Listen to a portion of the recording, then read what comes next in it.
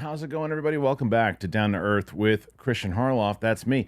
I've been the last couple of days. It's just been really busy, but there's been so much going on. I figured, hey, we got to get back into this thing and report on what's going on. So I'm pretty sure I'm going to do 2 videos today, 2 videos tomorrow. Yep, that's right, 2 videos on a Saturday, just so I can catch up with all the stories that I missed over the last couple of days. And this one's a pretty big one. Lue Elizondo book is coming out. Everybody's talking about it. Hell, New York Times, which was a big reason that a lot of people became aware of this article that came out back in 2017 that both Christopher Mellon and Lue Elizondo had given some information to them. Big part of this program that he was a part of, the Harry Reid side of it, how it came about, and all that in 2017. Well, with the book coming out, they did another article on Lue Elizondo. New York Times did. That came out today.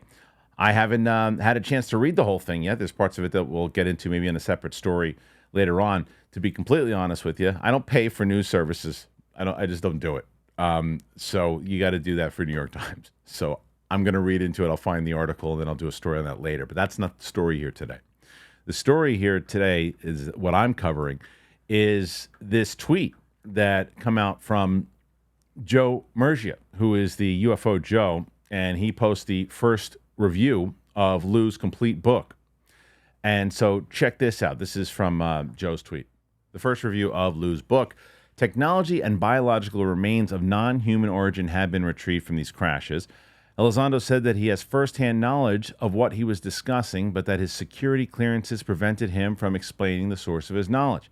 In the book, he asserted that a decades-long UFO crash retrieval program has been operating as a super-secret umbrella group made of government officials working with defense and aerospace contractors. Over the years, he wrote, technology and biological remains of non-human origin have been retrieved from these crashes. And Joe follows that up with what I also agree with. We need to know how Lue knows this. All right, so all of Joe's notes are in the parentheses there. Humanity is, in fact, not the only intelligent life in the universe and not the alpha species, Elizondo wrote. Elizondo wrote that the craft and non-human intelligence controlling them, at best, a very serious national security issue, and at worst, the possibility of an existential threat to humanity. In an interview, Elizondo said that he had first-hand knowledge of what he was discussing, but that his security clearances prevented him from explaining the source of his knowledge. Carl Nell says, well, probably a better way to ask that is how can the folks in the audience come to the, common understanding of what this phenomenon is? And so there's this sort of 2 tracks here. One is from the first principle and another is actually from the data. So let's take a look at the data. So we can look at some of the folks that have high-level access to information like Paul Heller, who is the defense chief for Canada, and he's come out and said the same thing. We can look at Haim Eshed, the head of Israel's or former head of Israel's Space Force. He said the same thing. Chris Mellon, Deputy Assistant Secretary of Intel, SAPCO, has essentially said the same thing. Lue Elizondo has said the same thing. David Grush has said the same thing. Grush cleared for presidentially level material, so you're looking at people that are in a position to know this, and they are telling you the same thing. So then there's the New York Times article, and this is, I guess, the overall review, and this is where it all came about. So inside of that article, I don't have to subscribe anymore because Joe puts it down here. So Elizondo got Pentagon approval to publish his book partially by attributing some of the information to other sources whose comments had previously been approved. Elizondo also said he was not approved to discuss his involvement in any other secret project beyond the program he once led. In 2007, the Defense Intelligence Agency launched the UFO-related Advanced Aerospace Weapons System Applications Program funded with $22 million. So, Elizondo said that he met with the Aero director and his staff for 3 hours in a secure facility on February 2nd, 2023, and gave them classified information about the history of the crash retrieval program. Elizondo continues to hold the highest security clearances and to consult with the government. A veteran scientist with top security clearance, whom Elizondo quotes in the book, Harold E. Puthoff, was part of Elizondo's UFO program. Elizondo has briefed us on the information that he obtained that appears to be first-hand data, and I have no reason to discount that, Puthoff said in an interview. He certainly has clearances to get primary information. Something like, well, Lue said he learned about X and Y firsthand, but to know for sure, he'd have to see that evidence for himself, and that's just not possible. So I trust Lue. I'll say that it appears to be firsthand information. This tells that Puthoff may very well not have firsthand access to the best UAP data if he's relying on others like Lue to tell him about it. Elizondo also wrote in the memoir about personal encounters with UAP, describing green glowing orbs about the size of a basketball that invaded his home and off and on for 7 years. The objects were able to pass through walls and behaved as if they were under the intelligent control, he said. The orbs were also witnessed by his wife, 2 daughters, and their neighbors. As for our friends from out of town, they do not appear to be benevolent.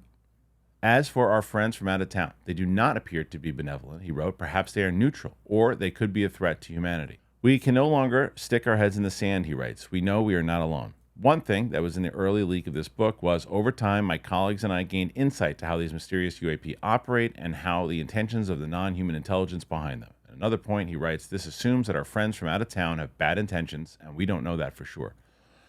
So there's so much here in general. All right, there's a lot there. Now, it's one of these things where I'm sure, and I feel like we're all going to feel this way, right? That there's going to be so much of this information. I mean, already just reading some of those excerpts of what the New York Times writes, and even what Joe said there. And by the way, I didn't read off Joe's notes because that's his notes, and you should go read his notes and go visit his Twitter account because he gives so many great updates, and he's a great follow. So you should check out his stuff over there. But what they both said, and there's some fascinating stuff in there. It just, even though, and I guess this is from me, now doing this for a little while, is that when I read certain things like, well, there's a reverse engineering program. There is people who knows. We don't know if they're benevolent. We don't know if they're this. We have this idea. There's a program that's been going on for a bit that the secret organization has been running. You continuously hear that stuff, right? And I think what Joe said in one tweet that I did read out, or the one note rather, was we need to know inside of this book how he knows this. And I guess they kind of answered that he doesn't have clearance to say that. But that does get into a place where it's like, are you telling us all this stuff to sell the book?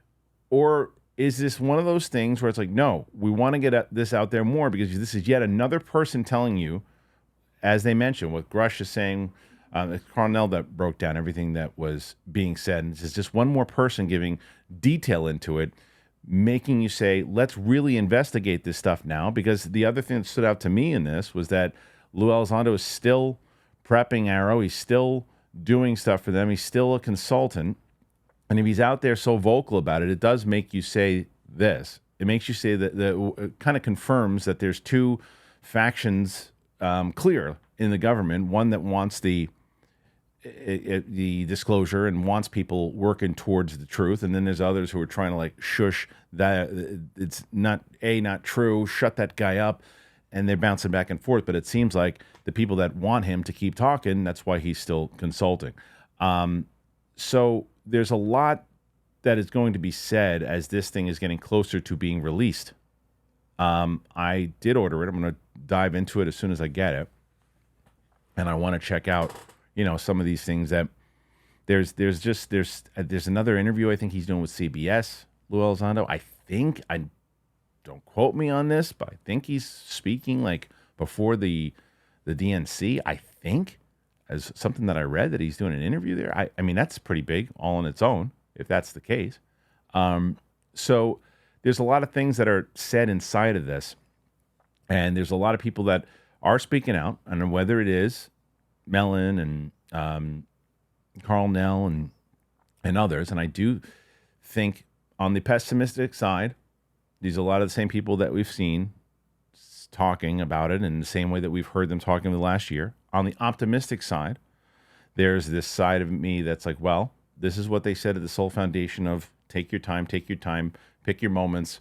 Then when it's time, we start making our move. This could be the start of the move. To get more information out there, coupled with the fact that we're just hearing now, from Matt Laszlo, who was on Pavel's show, said there's going to be 2 hearings coming up soon, 2 of them.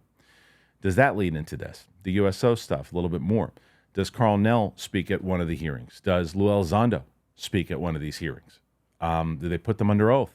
Now, that's the other thing, that if you look at it, going another optimistic route here, if you look at David Grush, when David Grush was on that interview with Ross Coulthart, and then it's like, well, yeah, will this guy go on oath and say this? And he did. He did a hearing, went on oath, and he said it on under oath. Now, that could be because all those claims that came out in that interview from Grush was a lot of the stuff that we just heard inside of this book. Now, if you now have Lue Elizondo saying these things not in an interview, but in a public forum, we're releasing a book, and then they go, well, this guy just wrote about all this stuff. Will he say it under oath? And then can you get him clearance? That's the stuff you got to be able to do at this second hearing is you need to get more clearance, and you got to find a way to get more clearance because they're not going to have the Schumer and Rounds bill passed if they do get it passed at all. But if they get it passed into the form that it was in, they're not going to get passed by the time these hearings happen if they do indeed happen in September, right? So you're not going to have any special rules that say that they have to let more information out. So there's the classified documents that were classified can now be exposed. However, and I don't know, you guys can tell me this in the comment section because this might be a reason why and why I think that they should do the hearings in October if this is indeed the case. But maybe it isn't. I don't know. The Rounds Schumer bill was passed last year. It was just eminent domain and that stuff wasn't passed. There was stuff that was, and what I assumed, or from what I gather, I should say, from the first run of this thing was that classified documents and other things that the government wants to have a part of, they can declassify things, and the people who they want to get information from have to disclose that stuff, is what from the government branches. So maybe that's something that and I think that was supposed to go into play in October of this year, I think. And if that's the case, I could be making all this up, but for some reason, I think that is how that original thing passed through. I remember doing a story on it here. That's why. So I think that if that's the case, and they're like, well, you know what? We're going to get to a place in October where we can do some summons here and say, no, we will need you to disclose this information. You are cleared, Lue Elizondo, to talk about how you know that. What is that? Oh, that footage? Yeah, we can actually show that footage now. You do that, you blow the lid off the damn thing. Now, who knows? I don't know. You got to hear, but this could be one step at a time type thing. What do you guys think? Is it a one step at a time type thing? Do you think that we're going to get a little information out? Or information from this book that eventually turns into something, because we're clearly getting information. We're clearly getting more, extreme stories and other things, but will they eventually be provable stories? Because you can have all of these stories inside of it and go, wow, this is a guy that worked on this in this program and he says this, and he was kind of helped put there by Harry Reid, and there's other things that kind of came through, and he worked with Chris Mellon, he's legit. But how do you prove his stories? And I think Joe said it very well. We need to know how he knows. Will we ever find that out? Is this the step forward? Go ahead and tell me in the comment section. Let me know. If you hadn't subscribed to the channel, please do so. We're trying to get to 30,000. We're so close. We're like right around the corner from 30,000 subscribers. Just hit that button and you'll help us out. You want to help us out if you are a subscriber. Not only can you be a channel member, we have our wonderful sponsors. I'm going to tell you about two of them right now. And then I'll probably see you back here in just a little bit today.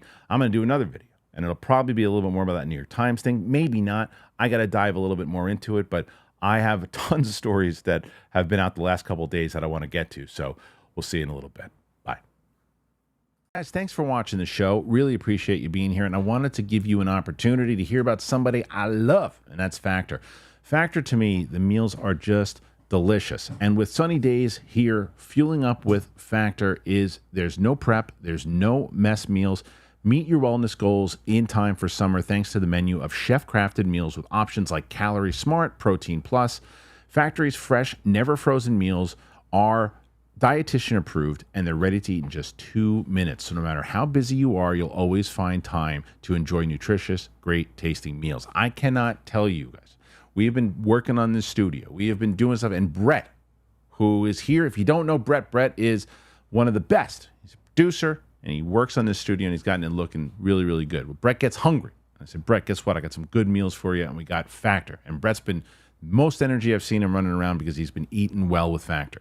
They have 35 meals and more than 60 add-ons to choose from every week, and you'll always have new flavors to explore. You got to treat yourself to restaurant-quality meals that feature premium ingredients like filet mignon, shrimp, and blackened salmon. So if you head to factormeals.com/DTE50, you use that code DTE50, you'll get 50% off your first box plus 20% off your next month.